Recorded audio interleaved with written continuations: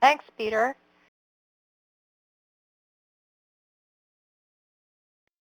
It's good to see so many of our colleagues here from other RELs.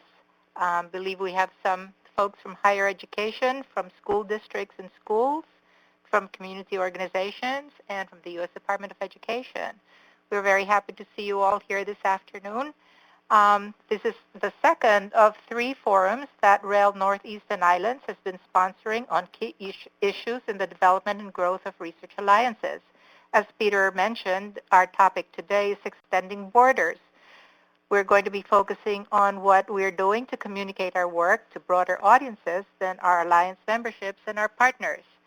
So let me just go over very quickly what our agenda looks like. We will be having, as Peter mentioned, a presentation from REL Mid-Atlantic with Teresa Duncan, the director of the REL Mid-Atlantic. Joining her will be Cindy Blitz, the Research Alliance lead, and Maria Salinas, who's the dissemination lead, and they will be available to answer questions during the question and answer period after their presentation. After that, we will have REL Northeast Islands talking about some of the ways that they've been extending the borders of our alliances. And for that, we'll have Rebby Carey, who's our executive director, Peter Orn, who is our dissemination lead, and again, we will have a question and answer period to respond to any questions that you might have. After that, we'll have a moderated discussion. We'll do a short poll to see what other things you're doing, and we will be opening the lines to see what other suggestions you might have and what thoughts you have on that delicate balance between nurturing internally our alliances and then spreading the word to others. And we'll also be sharing additional examples from some of the other RELs. So if you have any examples that you want to share, make sure you put them into the chat room, and we'll be referring to them later on. Right now, you're all muted, but when we have the question and answer periods, we'll unmute everyone, and we ask that you just mute the phone yourself for the moment and raise your hand so that we can call on you, and then you can unmute the phone and pose your question. So just some thoughts about what is important in terms of the development of our research alliances. One of the things we've found in the development of our research alliances at Northeastern Islands is that developing these partnerships really requires some initial time when we're just really more insular and thinking internally about how do we create a sense of membership and ownership among our alliance members. We started out by having small core groups of key stakeholders to begin to set a research agenda that was really key to their needs and their interests. And only after having done that, then expanding it a bit more to others, a second tier of membership that would broaden the perspectives on the agenda and the reach of the alliance.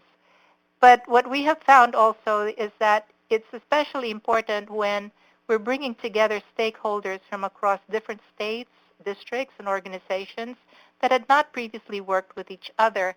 It's important in terms of building the relationships of trust first within that membership group, creating an identity as a group, including developing shared norms around expectations of alliance members and of staff. And once we had formed our research agenda, a shared research agenda among this small core group of key stakeholders, then to begin thinking about how we brought the ideas, the research questions, the work that we were doing to a broader audience. So from that initial focus of a more inward look, we then moved to, and I like this idea of our homegrown farm stand here, where we are now thinking more and more about how we are sharing information beyond our alliances. So as the goals and the research agenda became solidified among our alliance members, we began to look outward, looking to see who else needed to be informed about the work that the alliance was doing, being able to share the fruits and vegetables, we should eat our vegetables, of our labors. It's very important step to also to inform policymakers and other decision makers of the research that would help them feed people's curiosity about what's been going on in the alliances and to add to the field of education. That's one thing that many of our alliance members have really been concerned about, and that is to really contributing to the body of work on research that is relevant and useful to practitioners. And so this time that we have together will be focused on really hearing about some of the ideas about, around going beyond our immediate members to sharing not only the findings of our studies, but other work that we have been doing with a broader audience um, and a larger perspective. So as you're listening to the presentations, we'd like you to think about the following questions. What are some ways you know that you are at the tipping point between focusing inward and spreading the word?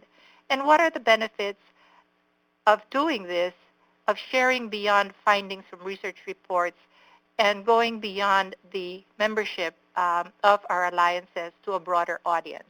So as you're hearing the presentation, add your thoughts and your questions to the chat room, and we will be addressing them as we go along. So at this time, I'd like to turn over to Teresa, who will be giving us some examples of what they have been doing at REL Mid-Atlantic. Teresa? Thank you, MP. Hello, everybody. This is Teresa Duncan from REL Mid-Atlantic. My colleagues Cindy Blitz and Maria Salinas are also on the line, and so Cindy and Maria, please chime in as you wish. I will talk through the presentation, and then we'll take questions afterwards. So as all the RELs are doing, the majority of our work is focused within our research alliances, and we currently have 8 research alliances. They range from early childhood to post-secondary, covering topics that have bubbled up as priorities within the region. And we've always been pretty conscious of the fact that research alliances, although they do drive our work agenda and our work plans, are a relatively small group of stakeholders. And so within these research alliances, we probably range in number of members from, a handful to a couple of dozen at the most. And so despite the fact that these are, of course, state and district and regional leaders, it's a very select group. And so we have been conscious about reaching out beyond these alliances. And so for the past couple of years, we have held webinar series, particularly the Teacher Effectiveness and Ask an Expert webinar series. Those are intended to serve not just the region, but also, a national audience, and so those were very much intended to reach a broad audience beyond just our research alliance. We focused on teacher effectiveness because that is a concern nationally, and there are, and it's not just a topic; it's a field within that. Within teacher effectiveness, there are lots of different ways you can focus, and so I'll talk about some of the ways we've touched on teacher effectiveness in just a few minutes. So we've got webinar series, and we also have in-person events. And so all of these range from maybe 50 people who attend the webinar series to 1,000 people, which the Data Summit is expected to attract. And so these are intended to go beyond our research alliances. The in-person events tend to be more state and district specific just because they are in-person events. And as I said before, the webinar series are intended to reach a wider regional and national audience. And so let me touch base. Let me tell you a little bit about the Pennsylvania Department of Education Data Summit. So REL Mid-Atlantic got involved in the 2014 Data Summit this current year in a very serendipitous way. And so, and this is an illustration of how serendipity can develop into some very fruitful work. I accidentally was on the receiving end of an email among some of the PDE staffers who were concerned about the 2014 Data Summit. The logistics had not been ironed out. They didn't have enough presenters, and all of that was because the person who was leading the Data Summit had a medical emergency and was going to be out for 6 weeks. And so I saw that email and I thought, well, uh, that's not really intended for me, so I'm not going to say anything. And so I let that go by. But then I got a second email, which I don't know, maybe in a very motivated and selfish way, said, "Hey, this is a sign. I need to respond." And so I responded, and I said, "Well, I think I can help out. Given the focus of this conference, I think we can help you out." And so what the REL ended up doing was not only just supporting it logistically, but also um, doing a presentation, taking up one of the slots that was empty, and sharing information about our Longitudinal Data Use Research Alliance. And PDE was very grateful. I was getting hugs at that conference because it really was cutting it so short. I think I saw I think that email that I got was probably 3 or 4 weeks ahead of the conference, and so that was about 600 people and a statewide event, and it was a very high stakes thing. And given the focus of this data summit, where the attendees are all the data directors of the hundreds of districts in Pennsylvania, as well as some administrators as well, we thought, hey, this would be a great thing to add to our Year 4 plan, and we have added that to our Year 4 plan, and the REL will be presenting at a couple of sessions. We're going to be holding a workshop on basic concepts, basic database concepts to help some of the more novice data directors understand how systems work and how to think through the various elements of the systems that they work within. And we're also going to be doing another a panel. Well, I don't know if we call it a panel, but it'll be a presentation showcasing how other states are using, in innovative ways, their statewide longitudinal data systems. And so we will be highlighting New Hampshire, and if we can figure out how to do it long distance and with the technology not failing us, we'd also like to bring in Hawaii, because Hawaii is doing some really interesting things with their SLDS. And so the Data Summit is, I think, a nice way is a good example of reaching out beyond our research alliances, because it's going to reach, in this year, probably 1,000 people. At least we're capping it at 1,000 people. And it really is very well aligned to the REL's mission of building data capacity in the interest of enhancing student achievement. And so the PDE Data Summit is a major event that we will be conducting next year. And to show you the power of word of mouth, or of districts hearing that, or states hearing that, oh, the REL can do that? I mean, I want that too. I talked about the PDE Data Summit at our governing board meeting at the end of September, and our DC representatives came up to me afterwards and said, we have this data summit that we do for teachers. And I said, I had not heard about this, and several of the other DC folks said, yeah, we hadn't heard about it either. And so, well, that's one thing we can help with, is to help broadcast this data summit more widely, and to also support and present at the DC Data Summit. So we are in the works. Nothing confirmed yet. This event doesn't take place until July, and so we will be discussing with our friends at OSSI, the Office of the State's School Superintendent, and that'll be another way of doing some beyond the Research Alliance outreach.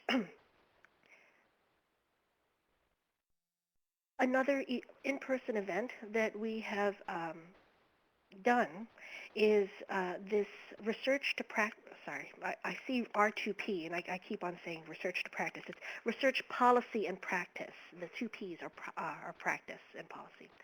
And we did this at the request of the School District of Philadelphia. They are our research partners. They serve on our principal effectiveness and teacher evaluation alliances.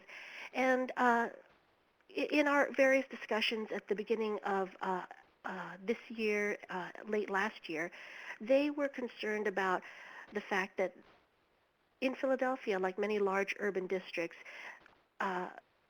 there's a lot of research that happens. A lot of people want to do research in Philadelphia. And while a lot of good work is happening, the folks at the Office of Research and Evaluation at Philly really felt like more could be done to move what those researchers are finding into the classroom. In other words, all this research may be going on and being published, but it's not translating into instruction and policy. And so what we did here was we convened about 200 researchers who work within Philadelphia, brought them together at this conference. We held the conference was organized around the district's the district-wide plan. And so this action plan, I'm sorry that you can't read this very well. It's a little bit blurry. But there are sessions A through G focus on different aspects of that action plan. And so we really were trying to bring together researchers who were working within each of these strands and trying to get them to work to talk with each other and with district representatives to really think through about how we can move the research that they're doing into making changes at the classroom and instructional level. And that was very successful. Philly has asked us to make this an annual event, and so we will be planning the 2015 Research Policy and Practice Conference very soon. And so those are the highlights of some of our big events. I mentioned our various webinar series here. And so our Teacher Effectiveness webinar series, we held 8 webinars in 2013. We've done 7 now, or is it 6? I don't remember whether we've completed a 7th one yet this year. But we'll do another. We will have done 8 by the end of 2014. And as I said before, teacher effectiveness is a huge field, and so the topics that we've covered within this webinar series range from using observations, student surveys to measure teacher effectiveness, to various means of making teachers more effective, whether it's through induction and, effective ways of using professional development, the induction period. We also talked about different specific, more instructional focused topics like students with disabilities, early childhood education, science education. So it covers a wide range of topics. And the Ask an Expert webinar series, that built off of the 2013 series, and it was a way of digging in a little deeper. We had people at the 2013 series saying, we'd really like to continue the conversation that we started here, and so we initiated this Ask an Expert webinar series to follow up, make it less of a sit and get kind of situation, and really have it more interactive. And so that is a sister event to our teacher effectiveness series. And our other 2 webinar series that I wanted to touch on just quickly are root cause analysis and our data dashboards. So root cause analysis, this is actually something that grew out of um, my attending the Mid-Atlantic Equity Center conference, I think in 2013. And um, Ronnie Weinstein, who is a veteran principal at Montgomery County Schools in Maryland, uh, gave this presentation for the MAC, and I thought, hey, this is a perfect topic to, to highlight, because it is a way of encouraging practitioners to use data in ways that are relevant to them and are uh, uh, and root cause analysis is, I think, a phrase that is very familiar to a lot of practitioners, but they may not necessarily know how to do it. So this is really a very hands-on kind of webinar. We had our first webinar, I think, in April or May. It was very successful, and so we're repeating it again in November. It's root cause analysis, I think, is a bit of a misleading term because it makes it seem like it's like an impact analysis, but it really isn't. It's a very, very much a first step of looking at what data you have, what questions you can ask and answer through it. It's not intended to be a formal impact analysis, but I think it's a really good gateway kind of step to help practitioners start thinking about their data and really focus on the kinds of information that they have at their fingertips and how they can use it for their instruction. And finally, data dashboards is this is something that we have done for the last 2 years. Last year, our data dashboard series focused on, the intended audience was district data directors. And we found that we had in the audience a fair number of teachers. And so we thought, okay, well, let us tailor the 2014 series more towards teachers and make it, and so it's not, so the data sets that we use to draw from as examples are more classroom-based versus something that a district data director would have. And so this is intended to help practitioners create data dashboards using Word and Excel. And so those are programs that they have at their fingertips. They don't have to buy any new specialized programs. The features are familiar. And it's been a pretty successful series of webinars. So, one technical thing is we always had, challenges with addressing the needs of Mac users and PC users, and so we segregated the last two webinars so that the last one in September was for PC users, and the final webinar will be for Mac users. And so that is a quick overview of some of the things that we have been doing at REL Mid-Atlantic. And so we welcome any questions if you would like to ask them here or want to follow up with us.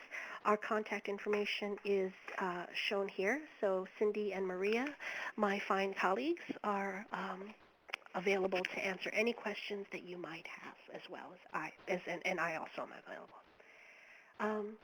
And I think that's it from my end. So thank you so much, Teresa. We will be opening up the lines if you want to ask a question, but we have one question that was already posed in the chat room.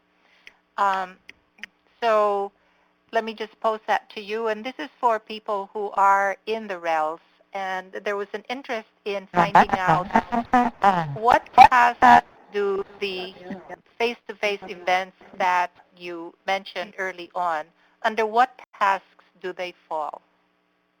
So the 2014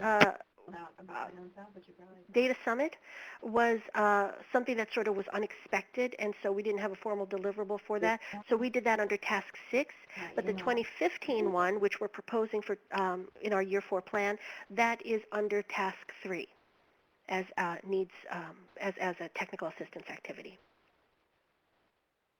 Great, thanks very much. So I noticed from your presentation that you've certainly reached out to large numbers of district data people, teachers, and researchers. We had a question that was posed during the registration that maybe you could respond to, and that had to do with improving relationships between universities and school systems. It would seem to me that a number of the researchers that you might have had at that conference were from the universities. So do you have any thoughts on how something like that might be improving relationships between researchers at the universities and school system? You mean the Philadelphia Research Policy and Practice?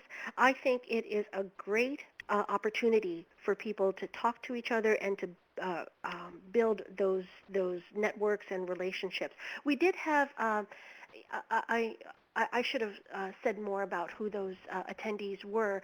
It was a lot of universities, some contracting organizations, but we also had local. I wouldn't call them advocacy groups, but there are maybe affinity group is the best way to call them. So youth organizations and other groups that work with the school district. You know, with a large district like that, you get a lot of stakeholders involved. And so they also were at that conference, and they really did welcome the opportunity and were very glad for the opportunity to talk to each other. You know, implicit in all of that, in all of the discussions, was that Research Alliance notion of practitioners working with researchers and not separately. And so I think that whole concept was permeated that entire discussion. And so you know, I think the very first Research Policy and Practice conference, because it was the first of its kind, really was more of a, so what are people doing? You know, so what is going on in the district? We had a big poster fair. I think we had some 70 some odd posters, um, uh, you know, strewn up in this big atrium. And I think people were surprised at how much, really just how much was going on. We had one representative from PDE, a very senior person there, and he did not realize just how much was going on in Philadelphia. I don't think anybody realizes outside of the Office of Research and Evaluation, who's the nexus for all of the data requests. Just how much is going on. But yes, I think it is a great opportunity to cultivate more positive, more collaborative, and richer relationships between researchers and practitioners. Teresa, if I may add, this is Maria Salinas. I think to add to that, it felt like a really great open house around the topic of research. And within that, I think it felt really good as a starting point for more great collaborations to come. I felt that the whole day was permeated with that excitement, and I thought that was really welcomed by all the different folks who attended and by the district teams as well. Thank you, Maria. That's very helpful. We have one other question, and that is, in what ways have you involved your Alliance members in these events? For the in-person events, well, certainly Philadelphia is a member of our principal effectiveness and teacher evaluation alliances. That really was more of a district event, and so I think we invited. I think we did let our governing board members know about that and share, shared that information with them.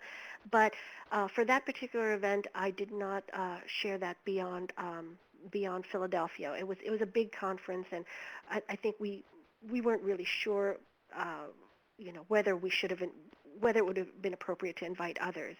I think for the upcoming year, for the Philadelphia event and for the PDE Data Summit, I think we will be, sharing that information with our Research Alliance members and inviting them to attend if they so wish. And actually, I didn't mention it here, but we are planning a Cross Research Alliance conference at the end of June, and so that will be our opportunity to do some cross-pollination. So that's yet another thing. that we're doing. But that's within the Research Alliance, not extending the borders. Extending the borders of each alliance. Oh, there you go. That's right. That's right. That's right. Cool. Positive spin. There you go. So I don't see any hands raised anymore and no questions forthcoming, so there may be some later on. So at this point, we're going to move on to our next presentation, and that will be by the REL Northeast team. And I'm going to turn it over to Peter, who will get started, and then Rebby will also be chiming in. You have been on. muted. Peter? Hey, everybody. Thank you. So Your REL microphone Northeast has been Islands, turned launched on. a blog last March, and we've had, I think, just checked last week, 1,200 unique page views on the blog since then. So it's definitely become a new and interesting destination on the website. So there's the link to it right there in the chat room. We'd love to see a couple of posts a week by our staff, but right now it's more like 3 or 4 per month. Some recent examples include blogging on the technical assistance we provide to specific districts.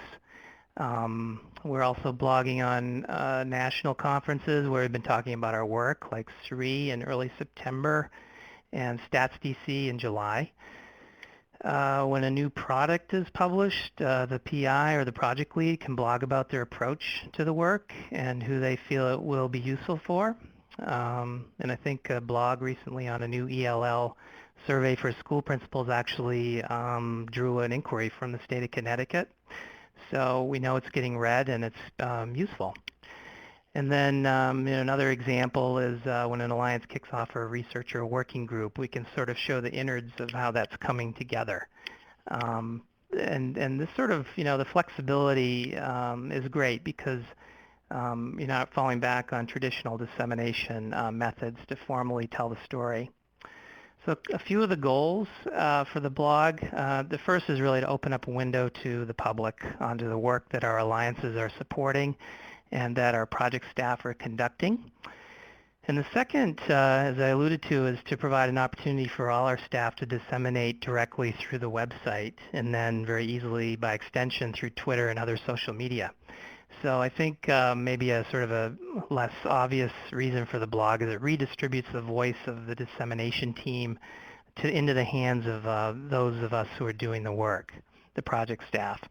And then a third is that all the staff, when a blog goes up, we all get an alert by email, and we can all see what one or another is working on. So I think as the frequency of posting goes up, it's going to be even more exciting internally as an internal communication strategy at REL.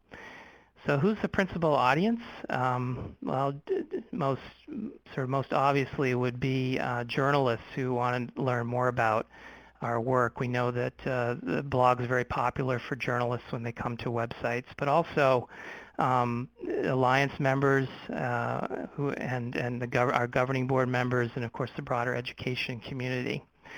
So just quickly, how does it work? When the blog was launched, we set up everyone on the project with a username and password, so it's very easy to do.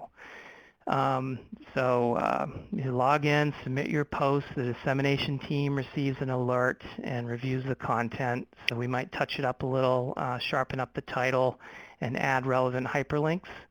A good working rule is that any post should include a link to something that is already approved and published on the website, so it's sort of anchored into a more obvious workflow. Or anchored into an alliance or a work in progress. So then we submit that content to our core, our contracting officer at IES for a final review, and that typically takes about 24 hours. And then the post appears on the website. And then, as I mentioned, we can also retweet on it and then add the content, repurpose the content for newsletters that we publish. So in addition to increasing the frequency, I think a next new horizon would actually be able to facilitate posting by our alliance members and even by our governing board members, because those, once you've got something on a website and you have a link, you can easily share it. And that's a great way to extend the voice of alliance members beyond the borders of the alliance to their own professional networks. So that's just a real snapshot. We'll look forward to reporting more on the progress of the blog in the future. And of course, we can use website analytics to track which posts are most popular and also how frequently it's getting used. So I know Rebby is next, but MP, back to you, I think, briefly. Nope, I'm just going to take the controls. Hi, everyone. This is Rebby Carey from REL Northeast Islands. And for this illustration of work moving beyond the borders of an alliance, I want you all to picture a stone being dropped right in the middle of a lake with all the ripples going out from that entry point, which will lead to some of our activities and challenges later on. So as those of you, as those of us who are doing work in the REL program, and we have a line of work specifically aimed at providing support and assistance to educators to build their capacity to use and interpret data and research. And 85% of our funding is to be spent on direct support to our research alliances. So we, as MP and Teresa talked about, really spent the first chunk of our time focusing in and cultivating these alliances. And we had an idea, when we first started this work, we had some ideas about what the analytic technical assistance work might look like, but it wasn't until we were deep in conversations with our alliance members that we understood some of the real needs that we could meet in our role as the Research Alliance conveners. So in conversations with our alliance members, we figured out some possible issues that we could jump in with. For example, helping our alliance member districts and schools figure out how to effectively use logic models, or how to promote a data culture, or how to support practitioners at the classroom level in building skills to use data to inform their classroom practice. So we developed workshops around each of these topic areas, and they were each for a specific alliance. But as we were developing them and talking about them internally, other alliance facilitators said, hey, our members would be really interested in that. Can we have one of those? So this was the first ring from the stone in the lake, which is an example of work originating from one specific question from one alliance member and spreading out to more of our research alliances. Because we suspected or hoped that this would be the case, we worked hard to create the workshops in such a way that they could be customized with examples that would speak to different audiences. So for example, the Urban School Improvement Alliance was the original requester of some of these workshops, but the Northeast Rural District Research Alliance has really latched onto these workshops, and they have quite different audiences, so we've been able to change the workshops to be applicable to both of those. So as it says on the slide, for each of the workshops, we've also developed some facilitator guides and materials that can be used by other folks besides us. So the original workshops were delivered to specific districts, as I mentioned, that were represented by alliance members. So it was a really targeted one-on-one experience. Most of these were either in person or a combination of a webinar followed by an in-person event. And they were very well received by our alliance members and schools. They were customized. And, but as you all well know, doing an on-site workshop necessarily limits the amount of people who can participate. And we were hearing from our alliance members that they wanted to be able to offer the workshops to larger groups.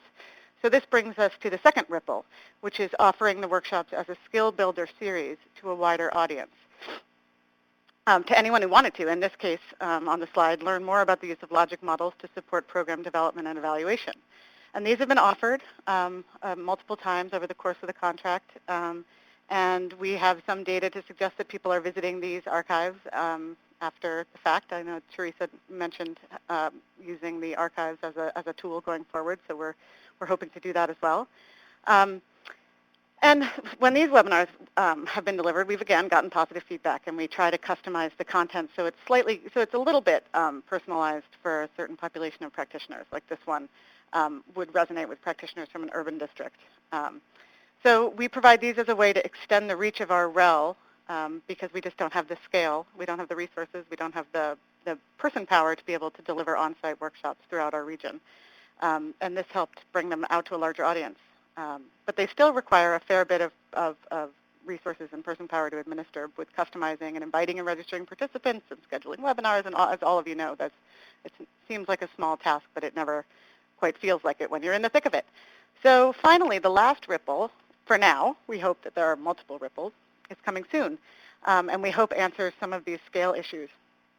We've created self-paced online courses based on 3 of our popular workshops, where practitioners can work on their own or in groups to take one of these 3 workshops. At the end, they'll be presented with a certificate that acknowledges their completion and resources that they can use to bring others in their schools and districts, bring to others in their schools or districts, and a contact person for questions. So while these courses lack a live facilitator, they allow for folks to get a foundational understanding of these issues at their own pace and on their own schedule. And we're also exploring ways to use this with an on-site facilitator from a school or district who can use this as a resource for PD sessions.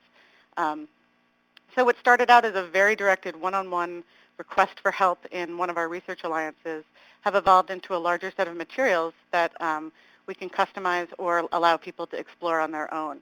And we hope to start hearing stories of practitioners and others using the materials out in the world and trying to collect stories of impact from those types of ripples out in the broader universe.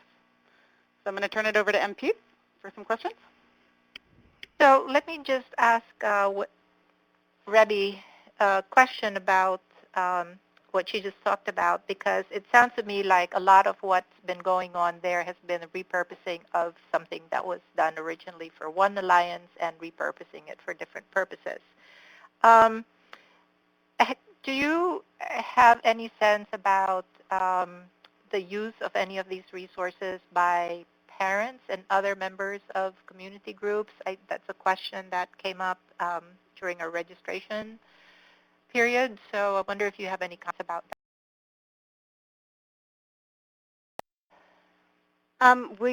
I haven't heard about parents using the materials. We are offering in December a webinar specifically on the logic models, on the culture of data use workshop that it will be customized for school board members.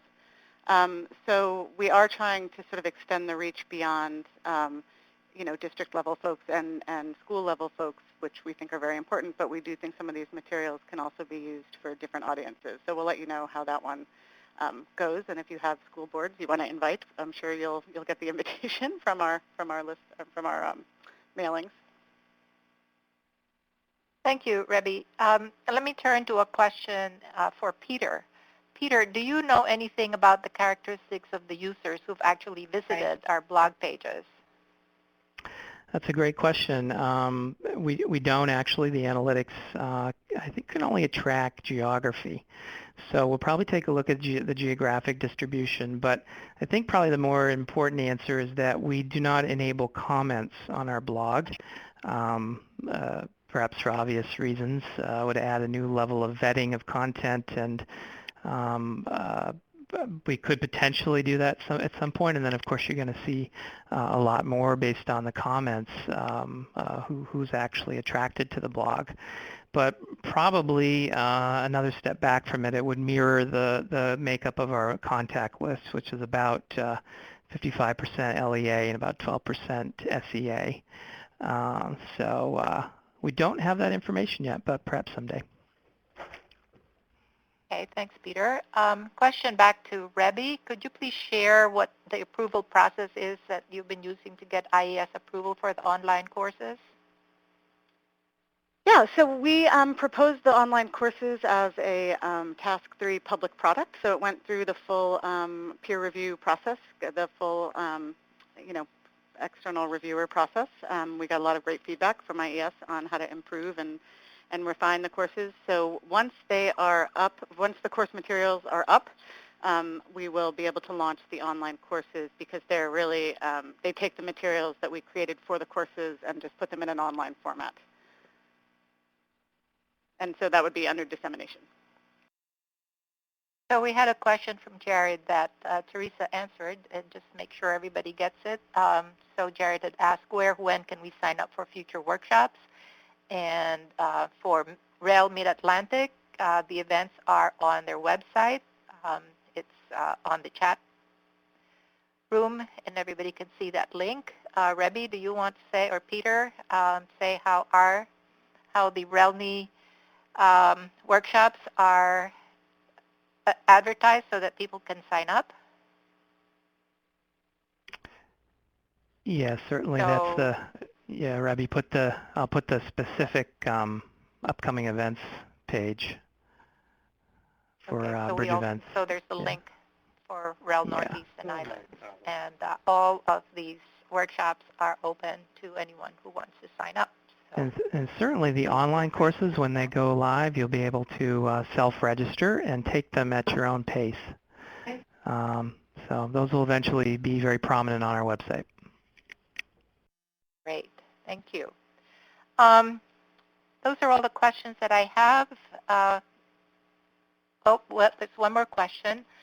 What learning management system are you using for the online courses, and how were you able to make them 508 compliant? So, Peter, can you answer that?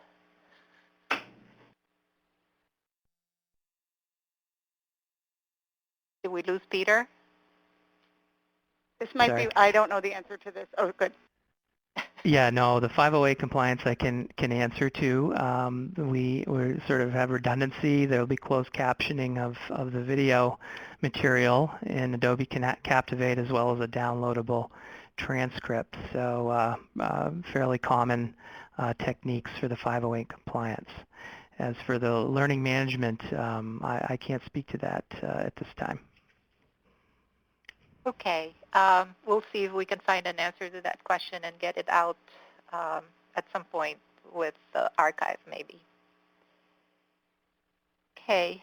All right. So we're going to now do a little poll. You have been muted. I'd like to find out from you Your what microphone has strategies been turned you have on. already used to reach beyond your alliances. And please check any and all that apply. So newsletter seems to be very popular, one-on-one outreach, conference presentations, sponsoring conferences, bridge events. So I see that others might also be using blogs, tweets. We're getting lots of tweets and blast emails. Great. And those of you who posted under other, would you please write out what those other strategies are in the chat room? That would be great.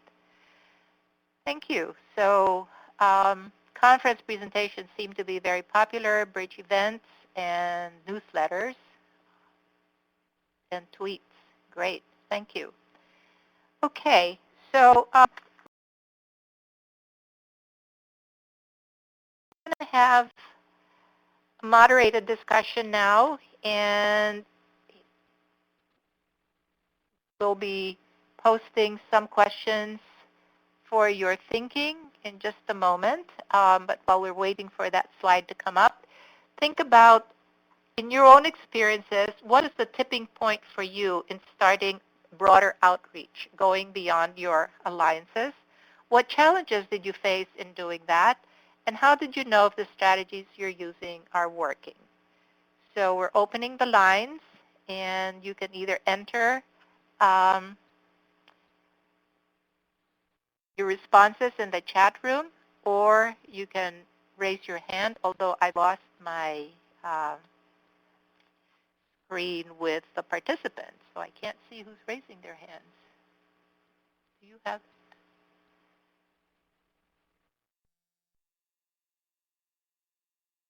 So think about the tipping point. I know for REL Northeast and Islands, as I was working with the ELL Alliance, tipping point was really when we started having some preliminary findings from a study that we had started in year one, and began to share some of those immediate responses, first with our alliance members. And we consider our alliance members not only those who are in our small core planning group, but we also have a second tier of members. The ELL Alliance has 2 state networks of ELL directors who we see as members of the Alliance. And so we started sharing the preliminary findings with them, as well as some other preliminary work that we were doing, and sharing information that way. So we have a question here about, do you share limited distribution reports with all tiers of our the alliances? So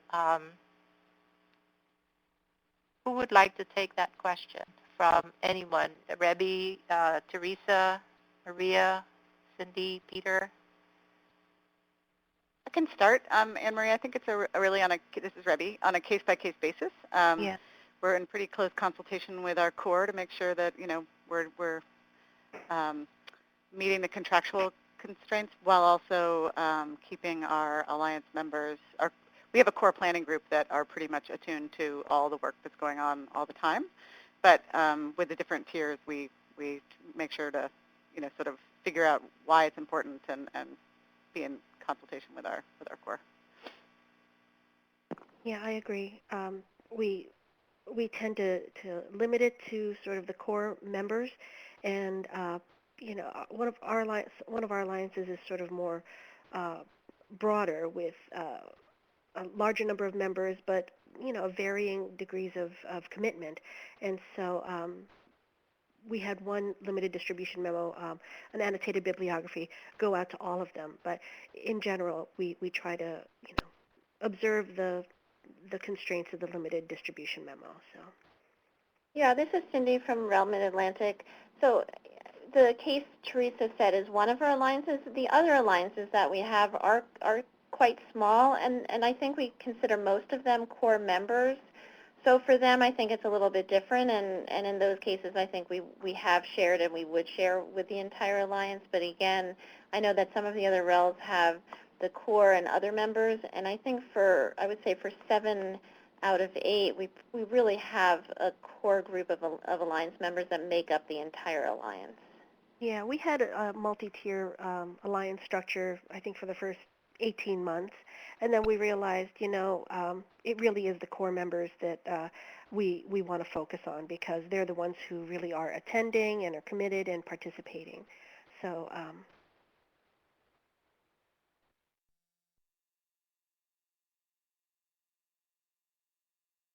So we have an interesting comment here from Anne-Marie Faria. I think she said, I think it would be great for us as a larger group to brainstorm ways to share information with those in-between groups that are key stakeholders but may not be part of the core planning groups. We put together these project summary flyers organized by Research Alliance. So it's maybe 1 or 2 sentences for each of our, for different projects and activities to describe what we're doing, so at least people know what kinds of projects we're engaged in. It's certainly not comprehensive, and limited distribution memos are not limited distribution memo work is not included in those flyers, but at least it gives folks a sense of the breadth and variety of the work that we do. So, and just to touch back on that first question, MP, what was the tipping point in starting broader outreach? I think we did, one of the motivations behind the teacher effectiveness webinars, the online webinar series that I talked about before, was to fill in the void, while we were working on projects that had not been publicly released yet, and, it was a way of generating content as well. So showing the region that we were around and we were doing stuff that was interesting to educators, but it also helped fill in the silence until we were able to start getting, the reports publicly released and being able to share those items. Great. And just another suggestion here that the Northeast Alliances often publish an annual newsletter that's posted on the website, and some of the alliances also have their own sometimes quarterly, bi-monthly newsletters that goes out to a broader audience. And just as you were saying, Teresa, provide short descriptions of projects that are being conducted. So that's one way of doing it. We have 10 minutes left, and so I just wanted to now move on to having Teresa give some thoughts about about the strategies that they've used and the challenges around measuring impact. Teresa? Well, yeah, there's nothing particularly innovative of what we're doing here. When I put this slide together, I thought, oh, okay, well, we're boring, but this is what we've been able to think of. So strategy, of course, the SFS surveys, the count, I think also counts of number of attendees for events is a way of measuring impact. And we haven't been doing this as regularly as we should have, but the numbers of visits or downloads of the archived materials on our website. One of the strategies that we talked about in our Year 4 dissemination plan was really thinking about recycling, repackaging, putting together, new ways of combining our You have been existing work. muted. And so, maybe Your microphone has been turned on. A packet of information that or that we'll push out that's related to alternative measures of student outcomes. And so we've got a webinar on that. We've got a couple of reports and a lit review and a couple of studies. And so, bundling those together and pushing that out. So that's something that we're thinking of doing to try to sort of reuse some of the archived materials that are already out there. And of course, the challenges that we've found, and I don't think this is going to be new to anybody, but the number of attendees and versus the number of registrants for our webinars, is anywhere from 50% and down. And so if we get a couple of hundred, several hundred people registering, we almost always get at most half of them attending. If we break 50%, we are thrilled. But that's always a challenge. And of course, in any event, whether in person or online, the number of people who register versus attend versus who actually fill out those SFS surveys is a decreasing number. So there's challenges in measuring impact, but if you guys have any other ideas, we'd really love to hear them. Thank you, Teresa. I'm going to move on to Rebby, who will talk a little bit about impact and challenges faced by REL in its moving beyond alliances. Rebby? I'm just going to be very quick. Oops, did I do that? Oh, sorry. Okay, didn't mean to. I think somebody referred to keeping a blog up to date as feeding the beast. I think that's been one of the challenges of making sure that we have content that is, good enough to merit being published, but also not killing us all trying to continually keep the information updated. The other piece that is sort of a challenge and an impact, I think, is as we see people using the materials that we are able to post, we'd love to be able to sort of put tracer bugs on these things and follow them out into the field. And we haven't thought of any good ways to be able to do that. We know for a fact, actually that there are some districts that have used the workshop materials in their schools, and we just don't know sort of what has come of it. So we're trying to figure out ways to trace the long-term ripples. If you can go back to that stone idea for a second to see how do we actually keep an eye on that and tell the stories, because these things keep living long after we have stopped charging the bill code for them. So, Peter, do you have anything you want to add? Yeah, I'll add 3 quick things. First of all, the last couple challenges around, in our list there, the website technical interface and reframing one's work in newsy terms.